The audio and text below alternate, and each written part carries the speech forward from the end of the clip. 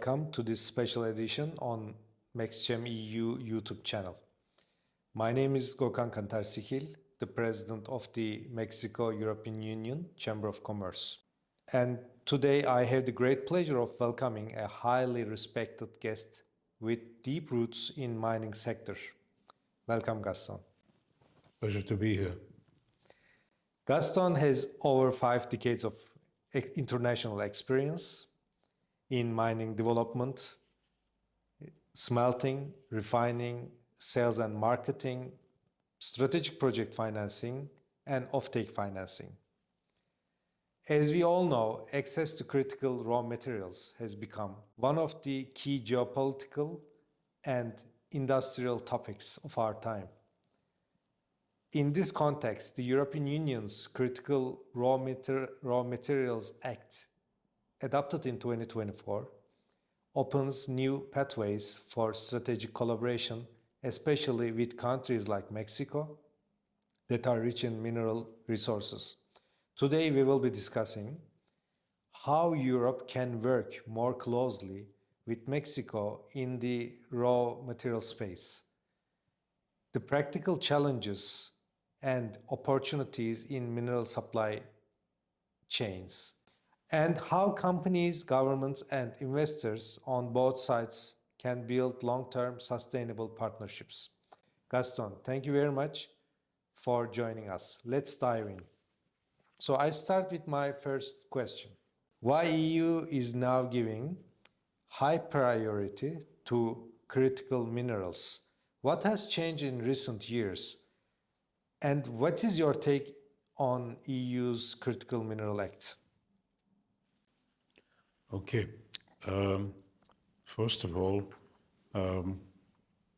we have to realize that the EU were very, very late in realizing that some metals would become very critical to the European industry.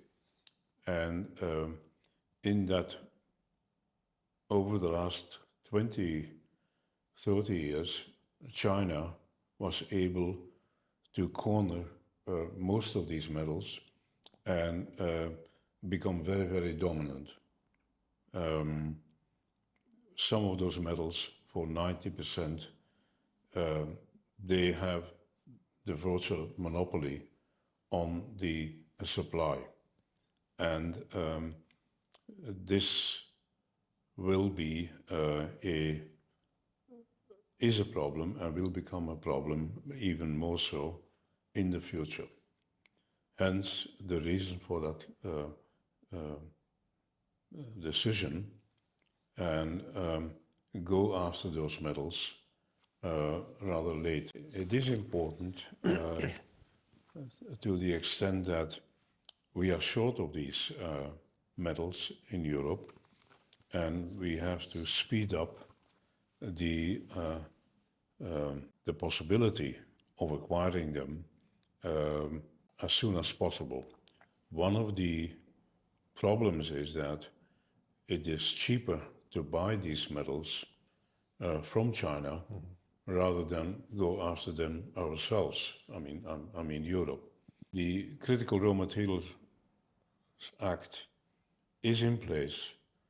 There's a lot of talk, but the talk is not enough put into action. It is a hurdle to move forward and acquire those metals, even though they are more expensive than from China. There's an urgent need to be able to have access and produce them ourselves. So the talk should be turned into action. You have worked in mining across the globe. From your experience, how dependent Europe into China on refining and processing, and what this dependency bring to us? Dependency brings to us that since we need those critical metals for the car industry, for solar panels, for a number of products that are required to move into electrification of the industry and the cars, and we must. No, this is in effect controlled by China, and it's very visible when it comes to the car industry, electric vehicles. They are pushing their own cars now, and the capability of producing cheaper than China is not only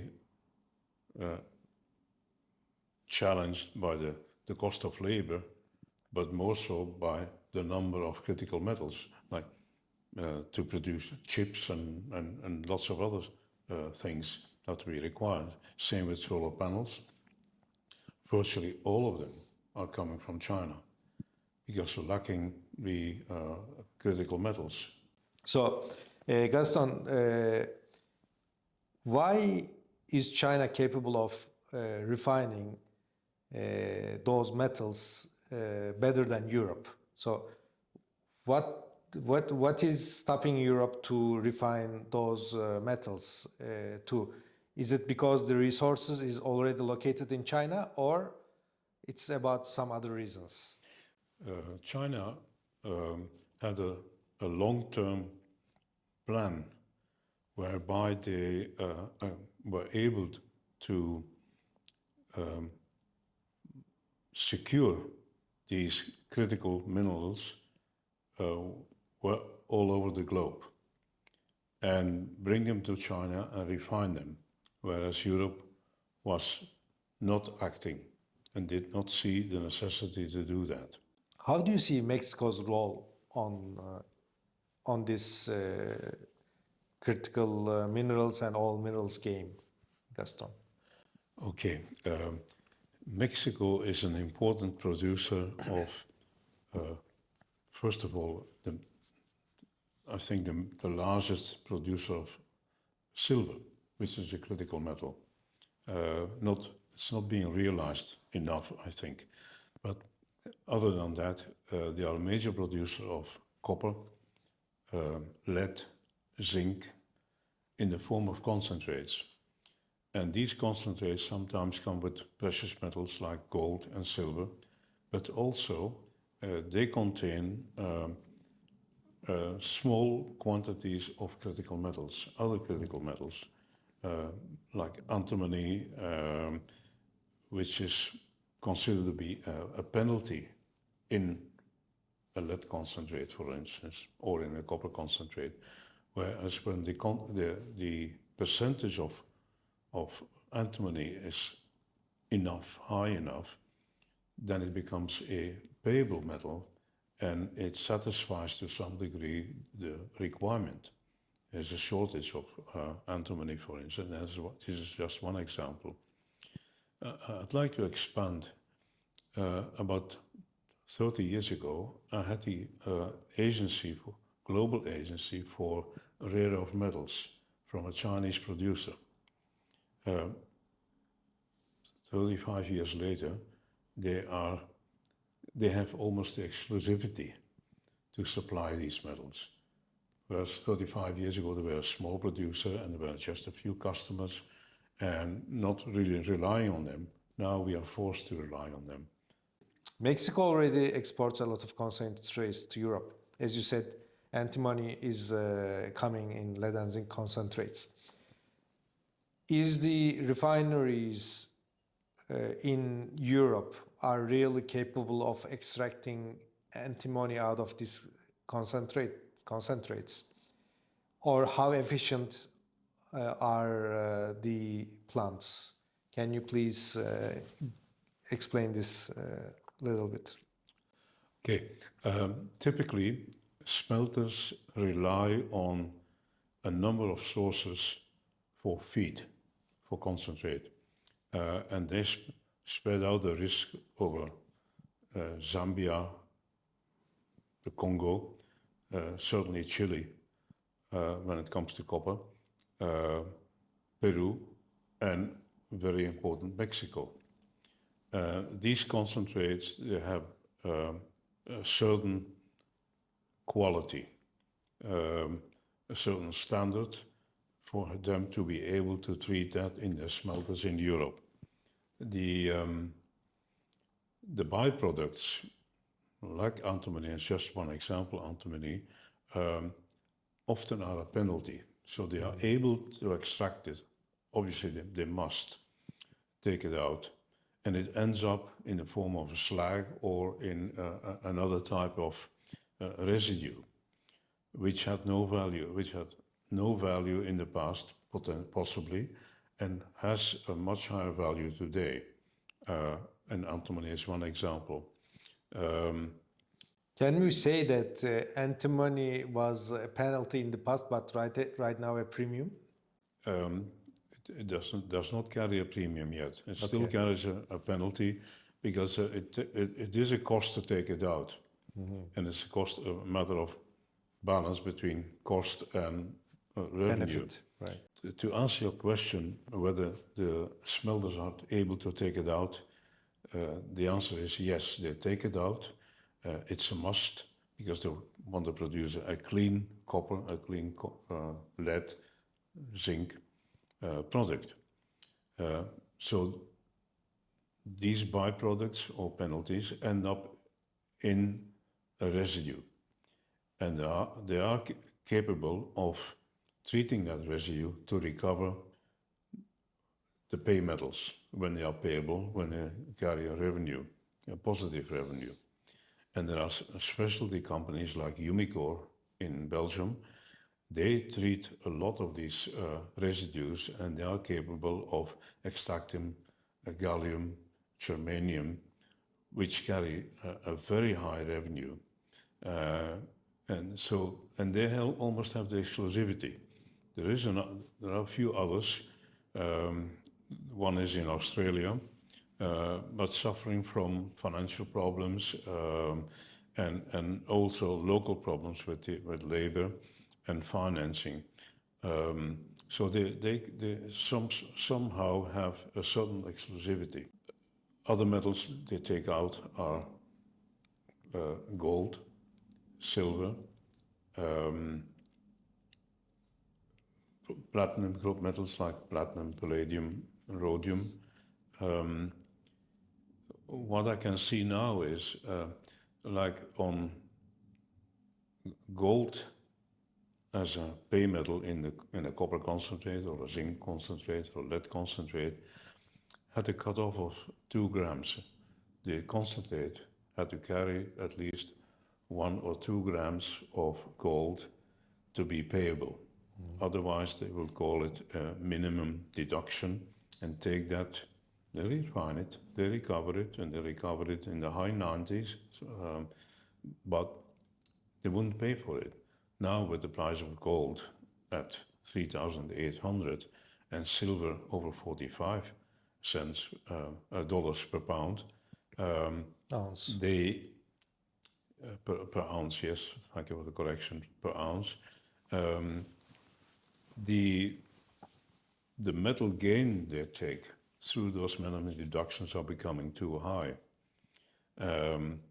However, that will be part of the negotiations. Now, expanding on this, normally this time of the year, in 2 weeks at the LME Dinner Week, the terms for treatment and refining for concentrates will be determined for the long-term contracts for 1 year, and there's a spot market. Today in the spot market, the smelters, the refineries, they charge no treatment charge and no refining cost for pure concentrates. Because of the metal gain. They don't pay for 100% of the copper or the lead or the zinc, and they have the minimum deduction of the 2 grams on gold, and they have the minimum deduction on silver, and they take a lot of metal gain, and that covers all the expenses. Plus there is a strike going on in Australia of a major copper mine.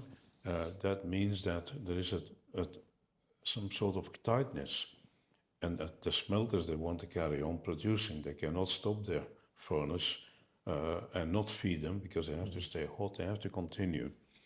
And by continuing at 100%, they reduce the unit cost per pound of nickel or copper or lead or zinc or whatever their smelter is.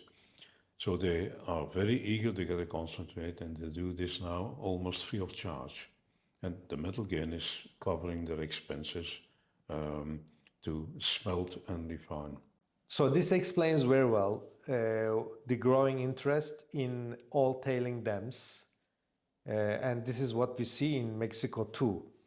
And what I understand is there is mutual benefit in this, because meanwhile, with all tailing dams economically recovering the metals and reducing the environmental impact, how do you see the potential of Mexico in all tailing dams, and how European companies cooperate with Mexican companies in this?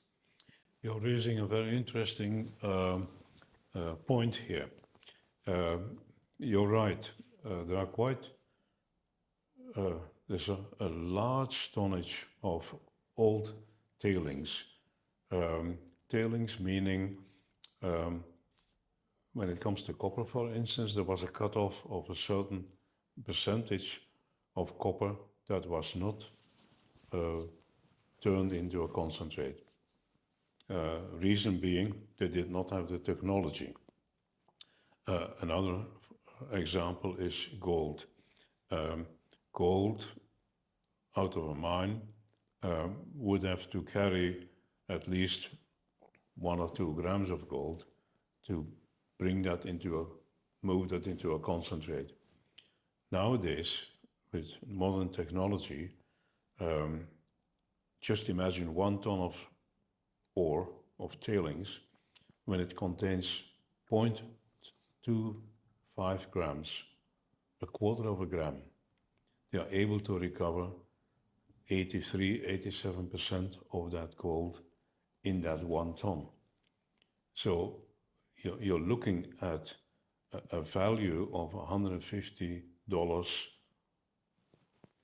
or more in the tailing. And the tailings don't have to be mined. They are above the ground. They know exactly what the volume is. They don't have to drill holes every 50 meters, whatever the depth of the ore body is. It's sitting there, and all they have to do is drill holes into that tailings pond or into that heap, and to calculate the potential of grade of gold and the volume and how much they can extract. They can do metallurgical testing. To do that is costing very little money compared to developing a mine. The other advantages are, it's my understanding that these tailings became the property of the Mexican government. So we don't have to deal with individuals, we have to deal with the government. So when the government is able to get revenue out of this in the form of royalties or taxes, it is attractive to an entrepreneur to start very cheap, ascertain how much value is in the tailings heap or pond, and make an economical plan. It will require a very low investment. No mine shafts. All they have to do is use a bulldozer and start treating that material, bring it to an upgrade or to extract the metal. So this is an opportunity. As far as these critical metals is concerned, until recently, nobody cared about the critical metals. They were just thrown out. They went to the tailings, or they went to the smelter, into the slag, and were not recovered. Up to what years? Excuse me? Up to what years? Let's call it 80s? less than 10. I'm just assuming now, except for Umicore, for more than 2 decades, they have been extracting the germanium and the gallium and a few others out of this. So in their particular case, they are kind of unique and still are. It's not copied by many, and it's costly to do that. Whereas they are geared to do the weighing and sampling, especially the sampling method. That is challenging. How do you sample something in a slag pile and you're looking for minute quantities of gallium and germanium?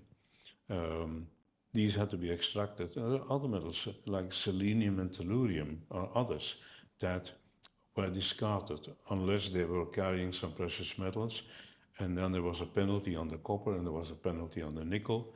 There's going to be a change on the appreciation of penalties. Penalty metals become critical metals, are sometimes critical metals and carry a value, also a strategic value. In the case of Mexico, the geopolitical situation with China becoming very dominant, securing raw materials by investing into mines and investing into infrastructure for the public,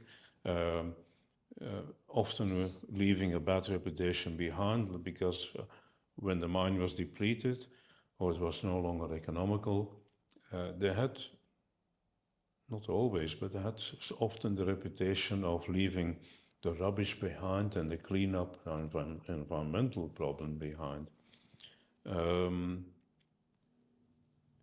And then there's the more recent geopolitical situation with the US, changing the relationship with Mexico. That's where there is an opportunity for Europe to move in and go more intense and also go after the tailings and go after new mines. In Mexico, one cannot have an open pit mine because of pollution, and that is because of what happened in the past. They were using cyanide, they were using mercury, especially mostly cyanide, to recover metals from an open pit because it was an oxide. And they could not make a concentrate. That was the only way to recover the metals. And when you have torrential rains and it splashes down, cyanide would just go into the rivers, would not be very well protected. The new government, the new president, is mining-minded. She is sending delegations to Europe, talk to the European Union. There's a very senior representative of the Ministry of Mines coming to Europe in early November and talk to the European Union, talk to the Chamber of Commerce with Mexico, and talk to individual representatives of refineries and traders that do blending, and we will come to blending in a minute, I think. That's a separate subject altogether. But talk to them on a one-on-one basis, which is something that did not happen in the past. So this is the new government and the new president that's pushing this forward. And there should be a response from the European Union. There's an opportunity here to speed it all up. Gaston, can you please explain a little bit more about blending? Blending is a way of bringing concentrates up to the level that is required by the smelter. And that could be for impurities, for arsenic, to dilute that to below a level that can be transported, or other metals. Also for antimony, but that may change because of the antimony price and the shortage, as an example. And also to bring it up to the standard for the minimum deductions for silver and gold. If the gold is only half a gram, they can blend it with a copper concentrate that is relatively clean, but has a higher gold content to bring it up to the 1 or 2 grams on the minimum deduction. This is a very innovative way, and it's applied by or done mostly by traders, not by the mines. There are different mines, and the traders they make the blend and then make it tailor-made for the smelters. Looking back at your decades in mining sector, what has changed most in metals mining and geopolitics? Okay, geopolitics is important, China and the US now, but what has changed over the last 40, 50 years is the technology, the way to extract the metals at lower content, metallurgically, harder metallurgically, a number of things that did not exist. And these innovations, which are sometimes costly, they made the mining sector change a lot. A lot of mines that were not economical, all of a sudden, not all of a sudden, over the last 40, 50 years, became economical. And that runs parallel with the requirements for these metals as well. So there was a need for more metals, and there was the technology that improved. So that is the major thing that happened, as far as I'm concerned, for my experience, other than the geopolitical, with the Chinese coming in over the last 20 years and very intense today. And finally, what advice would you give to the next generation of entrepreneurs and investors, Gaston? Mining can be very rewarding. First of all,